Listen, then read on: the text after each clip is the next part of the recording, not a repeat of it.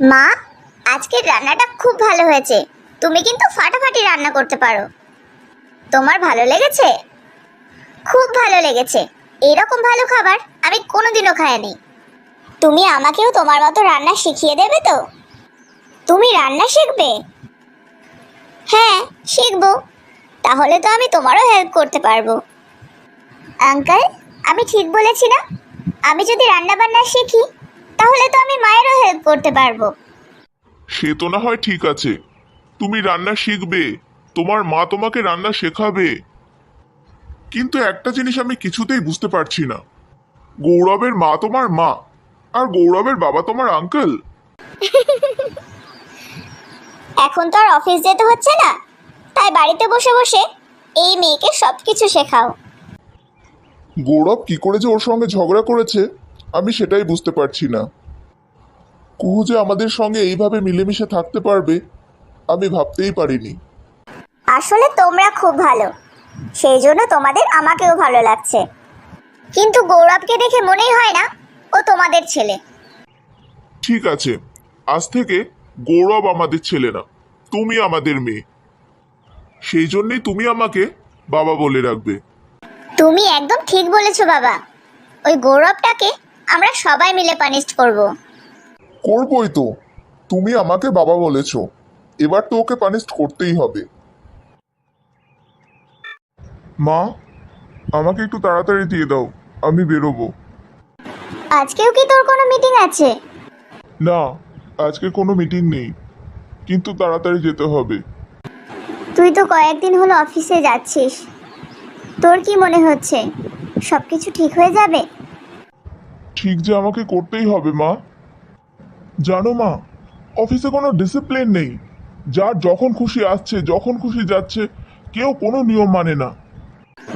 আসলে তোর বাবার কাছে অফিসের সবাই নিজের পরিবারের মতো, তাই তোর বাবা কোনোদিন কাউকে কিছুই বলেনি। সেটা তো আমি খুব ভালো করেই বুঝতে পারছি।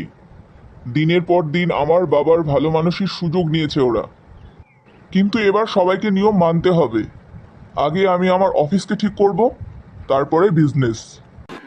আমি জানি তুই পারবি গৌরব। ঠিক আছে, এবার তাড়াতাড়ি দাও, আর দেরি করো না। বাবা, এখন তোমার শরীর কেমন আছে? এখন তো বেশ ভালোই আছি।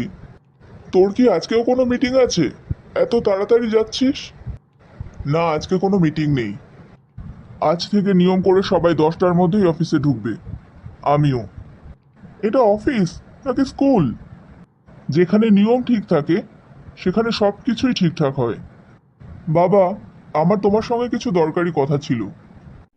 তুমি এখন কোথায় যাবে? কোথায় আবার, অফিসে যাচ্ছি।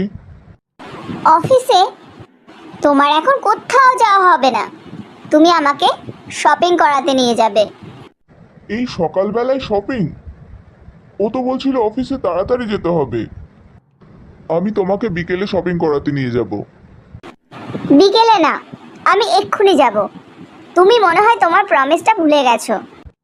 প্রমিস? কিসের প্রমিস কুহু? বাবা, আমি ওকে বলেছিলাম আমি ওর সব ইচ্ছে পূরণ করব, সেই প্রমিসেরই কথা বলছে। তুমি সে নিয়ে অত চিন্তা করো না। বাবাকে তো মিথ্যে কথা বলে দিলাম, অফিসেও তাড়াতাড়ি যেতে হবে। আর এদিকে কুহুকেও প্রমিস করেছি, ও যখন যা বলবে আমি তাই শুনবো। এবার কি করি? কুহু, তুমি গৌরবের সঙ্গে শপিং এ যাবে? আমি তো ভেবেছিলাম তুমি আমার সঙ্গে যেতে চাও, সেই জন্য আমি তৈরিও হয়ে এসেছি তোমার সঙ্গে শপিং এ যাব বলে। কিন্তু তুমি তো আমার সঙ্গে যেতেই চাও না, গৌরবের সঙ্গে যেতে চাও। মা, তুমি আমার সঙ্গে শপিং এ যাবে? তুমি সত্যি বলছো? হ্যাঁ, আমি তো তাই ভেবেছিলাম, কিন্তু তুমি তো গৌরবকে বলছো যেতে। না মা, আমি কখনো ওর সঙ্গে যেতে চাই না। তুমি যদি আমার সঙ্গে শপিং এ যাও, আমি ওর সঙ্গে মোটেও যাব না। আমি আমার মায়ের সঙ্গে যাব। না না, তোমাকে মায়ের সঙ্গে যেতে হবে না, তুমি আমার সঙ্গেই চলো। আমি তো রেডি হয়েই আছি, তুমি শপিং করে নেবে। আমি তোমার সঙ্গে যাব? তুমি ভাবলে কি করে? আমার মা যখন সঙ্গে যাচ্ছে, আমার অন্য কাউকে দরকার নেই। তুমি তোমার অফিসের কাজটা মন দিয়ে করো, তাহলেই হবে। আমি আমার মায়ের সঙ্গে বাইরে যাব। কুহু, তাহলে তুমি তাড়াতাড়ি রেডি হয়ে নাও, আমাদের তো বেরোতে হবে। আমি এক্ষুনি তৈরি হয়ে আসছি মা।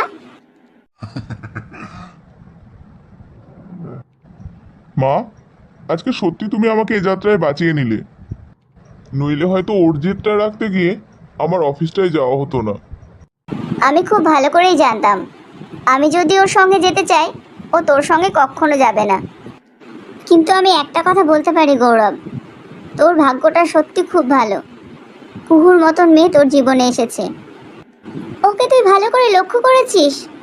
ও যে আর 5টা মেয়ের থেকে একদম আলাদা। ও নিঃস্বার্থভাবে সবাইকে ভালোবাসতে পারে, নিজের ভালোবাসা দিয়ে সবাইকে আপন করে নিতে পারে। কিন্তু আমি এটাই বুঝতে পারছি না গৌরব, এত ভালো একটা মেয়ের সঙ্গে তুই এত খারাপ ব্যবহার করলি কি করে? তোর মা একদম ঠিক বলেছে গৌরব, তুই কুহুর সঙ্গে সত্যি খুব খারাপ করেছিস। কিন্তু ওকে দেখ, ও কিন্তু আমাদের বিপদে আমাদের পাশে এসে দাঁড়িয়েছে। আমি জানি বাবা, আমি ওর সঙ্গে যে ব্যবহার করেছি তার জন্য এখন আমার নিজেকে খুব ছোট মনে হয়। যেটা হয়ে গেছে সেটা ভেবে আর লাভ নেই। এখন এটা ভাব, ওর মন কি করে জয় করবি।